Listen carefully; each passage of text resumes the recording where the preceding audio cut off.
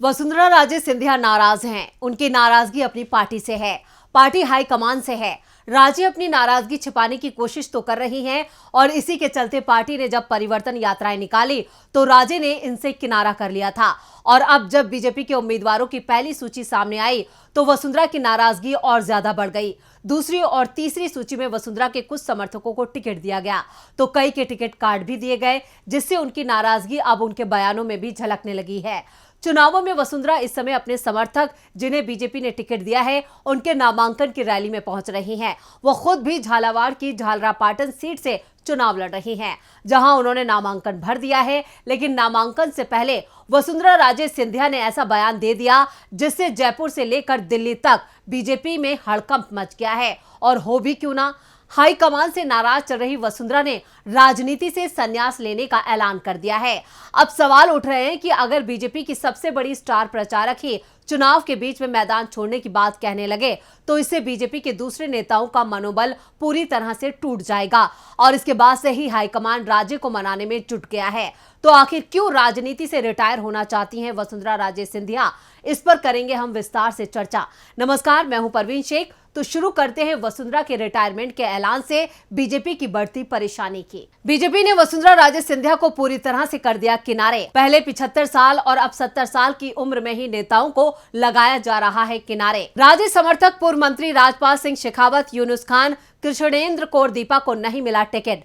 चुनाव के लिए बनी किसी भी कमेटी में राज्य को नहीं मिली जगह। आमतौर पर राजनीति में कोई भी नेता अपने मन से रिटायर नहीं होता। बहुत ही कम मौके ऐसे आते हैं जब कोई नेता खुद को राजनीति से अलग कर लेता है, नहीं तो अधिकांश मौके पर पार्टी की ओर से ही उसे किनारे लगा दिया जाता है। बीजेपी में तो वरिष्ठ नेताओं को किनारे लगाने का जैसे चयन इन दिनों कुछ ज्यादा ही तेजी से चल रहा है। पहले 75 साल में नेताओं को रिटायर किया जा रहा था, तो अब 65 से 70 साल की उम्र वाले नेताओं को भी किनारे लगाया जा रहा है। और इसे लेकर पार्टी के अंदर जबरदस्त विरोध भी दिखाई दे रहा है। और विरोध का सबसे ज्यादा असर राजस्थान में दिख रहा है। राज्य में बीजेपी का सबसे लोकप्रिय चेहरा वसुंधरा राजे सिंधिया है, लेकिन बीजेपी ने उन्हें सीएम पद का उम्मीदवार घोषित नहीं किया। राजे के तमाम समर्थकों के टिकट भी काट दिए गए। पूर्व मंत्री राजपाल सिंह शेखावत, यूनुस खान, कृष्णेंद्र कौर दीपा को टिकट नहीं दिया गया, तो अशोक परनामी का टिकट चौथी लिस्ट तक क्लियर नहीं किया गया। ऐसे में राजे की नाराजगी की वजह भी है। पहले उन्हें पार्टी ने सीएम उम्मीदवार नहीं बनाया। राज्य में चुनावों की तैयारियों को लेकर जो भी कमेटियां बनाई गई उनमें किसी की भी कमान राजे को नहीं दी गई। यहां तक कि पीएम मोदी की सभाओं में पार्टी के तमाम नेताओं को मंच से बोलने के मौके दिए गए, लेकिन वसुंधरा राजे सिंधिया को मौका नहीं दिया गया। और रही सही कसर बीजेपी उम्मीदवारों की सूची ने पूरी कर दी। साफ है, राजे को पार्टी ने पूरी तरह से किनारे लगा दिया है। बीजेपी के स्टार प्रचारकों की लिस्ट में निचले क्रम पर रखा गया वसुंधरा राजे का नाम। 40 स्टार प्रचारकों की सूची में वसुंधरा का नाम 24वें स्थान पर। वसुंधरा से ऊपर राजस्थान के कई नेताओं को दी गई है लिस्ट में जगह। वसुंधरा को मिला टिकट, लेकिन समर्थकों को हाथ लगी मायूसी। वसुंधरा राजे सिंधिया को बीजेपी ने झालरापाटन से टिकट दिया है। उन्होंने नामांकन भी भर दिया है। नामांकन भरने से पहले वसुंधरा ने रैली भी की और इस रैली में वसुंधरा ने अपने रिटायरमेंट का ऐलान भी कर दिया। यानी ये चुनाव वसुंधरा का अंतिम चुनाव हो सकता है। मंच से वसुंधरा राजे सिंधिया ने अपने समर्थकों से कहा कि मुझे लग रहा है कि अब मैं रिटायर हो सकती हूं। इसके बाद लोग तालियां बजाने लगे। वसुंधरा के इस ऐलान के कई मायने निकाले जा रहे हैं। जी हां, जितने भी राजनीतिक जानकार हैं वो लगातार इस पर विश्लेषण कर रहे हैं और इसके लगातार सियासी मायने निकाले जा रहे हैं।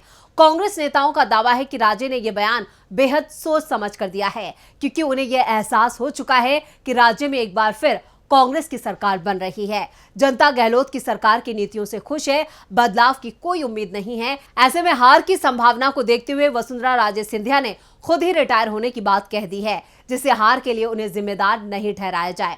तो दूसरी ओर बीजेपी हाईकमान हैरान और परेशान दिखाई दे रहा है।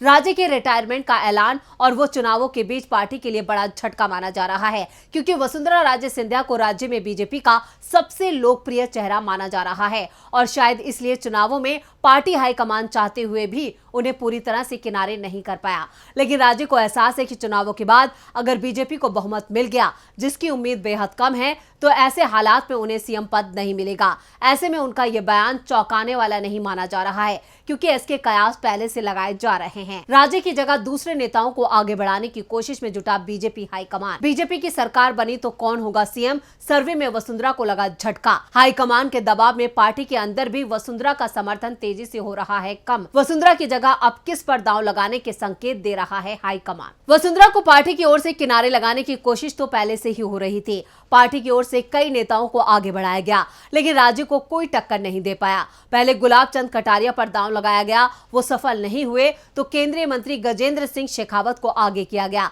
सतीश पूनिया को बढ़ाया गया। शेखावत और पूनिया फेल हुए तो जयपुर राजघराने की राजकुमारी दिया सिंह को आगे किया गया है। सीपी जोशी पर भी दांव लगाया गया, लेकिन राज्य के सामने कोई नहीं टिक पाया। तो अब एक नया नाम आगे बढ़ाया गया है और ये नाम है अलवर से सांसद और तिजारा विधानसभा सीट से बीजेपी के उम्मीदवार बाबा बालकनाथ का।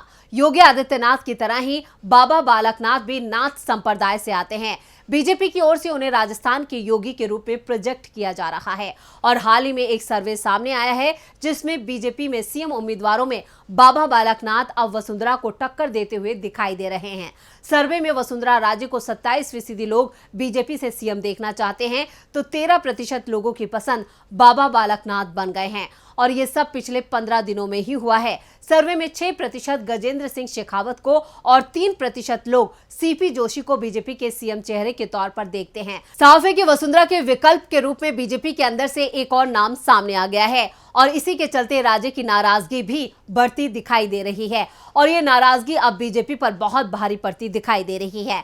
दावा किया जा रहा है कि वसुंधरा ने जैसे ही रिटायरमेंट का ऐलान किया, बीजेपी हाईकमान मुश्किल में फंस गया और वसुंधरा को मनाने की कोशिशें शुरू हो गई। बीजेपी को भी वसुंधरा की ताकत का एहसास है। ऐसे में जैसे ही वसुंधरा ने रिटायरमेंट की बात कही, तुरंत ही उन्हें मनाने की कोशिशें शुरू हो गई और इसका असर ये हुआ कि वसुंधरा अब अपने बयान से यू टर्न लेती हुई नजर आ रही हैं।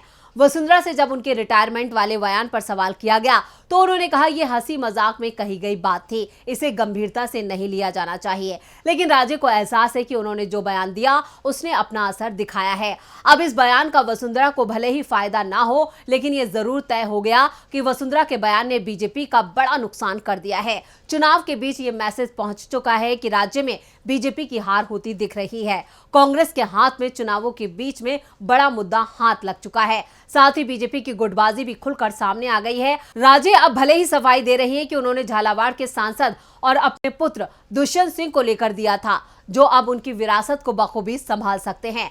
अब वसुंधरा राजे सिंधिया अपने बयान को लेकर कितनी भी सफाइयां दें या ये कहें कि उन्होंने ये बयान दिया था वो हंसी मजाक में दिया, लेकिन अब उनके बयान से यहाँ पर सियासी सरगर्मियां बढ़ गई हैं। राजस्थान का सियासी पारा भी बढ़ चुका है और कांग्रेस को यहाँ पर एक बड़ा मुद्दा हाथ लग चुका है। ऐसे में बीजेपी की मुश्किलें और ज्यादा बढ़ गई हैं। तो ये थी हमारी स्पेशल रिपोर्ट। आपको हमारा ये वीडियो कैसा लगा नीचे कमेंट बॉक्स में अपनी राय जरूर दें और इस वीडियो को ज्यादा से ज्यादा लाइक करें और शेयर करें। देखते रहिए डीबी लाइव।